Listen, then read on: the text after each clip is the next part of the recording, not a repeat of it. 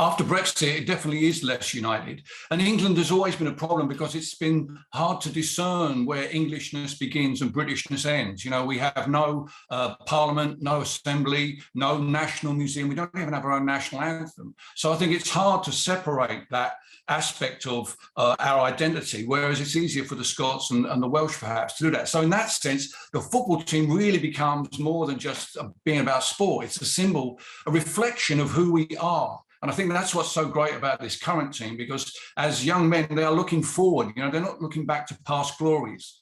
They're looking forward to, well, we're all looking forward to the next World Cup. Whatever happens on Sunday, we have a World Cup in 18 months. This could run and run.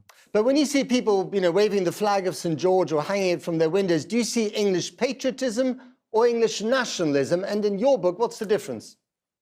The difference between patriotism and nationalism is, I think, the love of your country is patriotism. I think of myself as a progressive type of patriot. There are different types of patriotism because identity is personal, you know, and as a progressive patriot, I'm more interested in the country's values and our behaviour rather than symbols and how they're displayed. And nationalism is an expression of self-determination. So in the sense of the Scots nationalists, you know, they're looking for their independence. So I think nationalism is more of a political manifestation, whereas patriotism is a personal manifestation.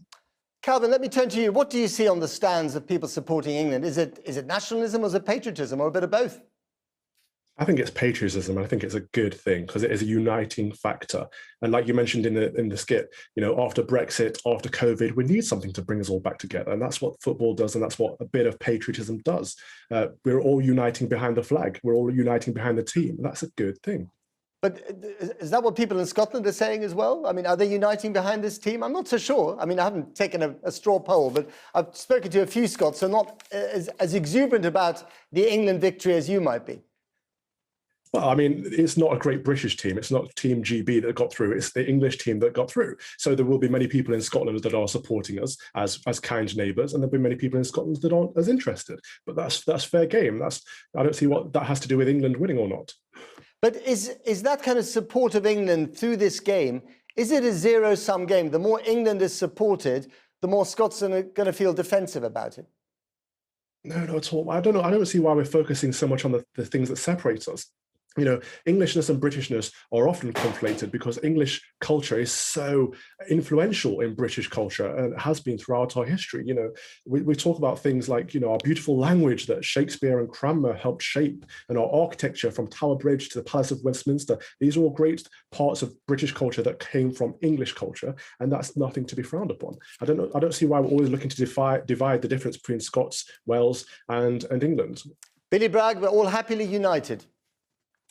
Well, we are, but there are different types of patriotism. Some patriots believe in an assimilationist idea of patriotism, that you have to be like a certain standard. There are certain things that define what it means to be English, and you have to assimilate to them whether you want to or not, or you're not a patriot. And then there are other ideas of patriot that are more diverse, and that's the kind of patriotism I'm proud of, the diversity of this nation. And this team we've got represents that diversity fabulously. And I think that's the great thing for those people who've tried to make a political capital out of criticising the team for the activism that they have put out during the campaign. They've fallen down now because the nation is getting behind this fabulous young team that doesn't rely on past glories, that isn't interested in the old days. They're looking forward, and I think that's what's so exciting about what's going to happen on Sunday. Calvin, you're smiling, but I'm not sure if you're agreeing or disagreeing.